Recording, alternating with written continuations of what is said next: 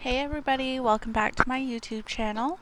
So for today's video, what I wanted to do was I wanted to take one of my boyfriend's t-shirts that I bought him a couple years ago and he just never really wore it.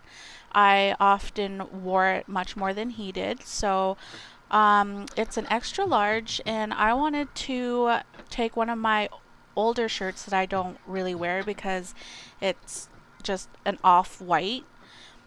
So I'm going to use that as my template to make my new shirt. So what I'm going to do is I'm just going to place that shirt right on top of the black tee, and I'm just going to trace out the pattern of the white shirt onto the black one. So what I'm going to do is I'm going to do this like exactly the way the shirt is in two pieces. So I'm just going to be cutting off the arms first. And once I'm done that, I'm just going to cut down the sides of the shirt. And then I'm going to cut right across that center where it has the center seam right in the middle of the shirt. And then I'm going to be making the skirt part. Just going to do everything exactly the same except for the mesh part on the very top. So this is what you should have.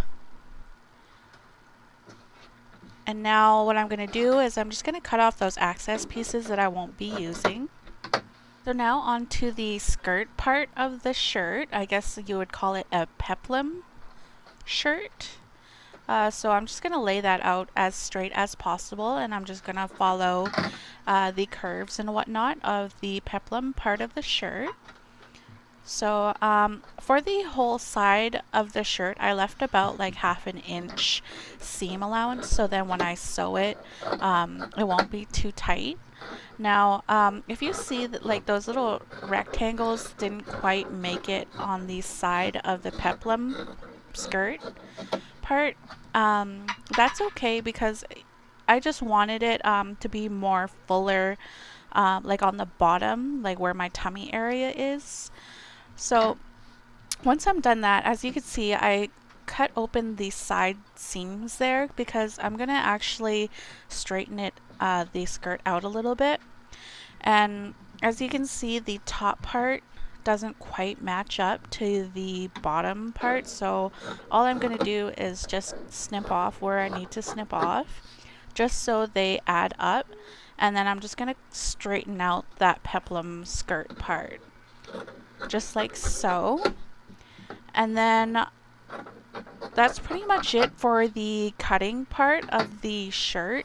So all you need to do next is just sew up your peplum skirt and sew up your crop top. So if you have a sewing machine, go on and get your sewing machine out. And yeah, so it's pretty self-explanatory. I sewed up the peplum skirt and then I zigzagged it on both sides. And then I did the same thing to the top part of the shirt. So when you're getting ready to sew any piece of clothing that you're remaking together, make sure that your pieces are right sides together, and that will help make sure that you make it the right way. I mean, if you want your clothes to be inside out, then that can be a look too.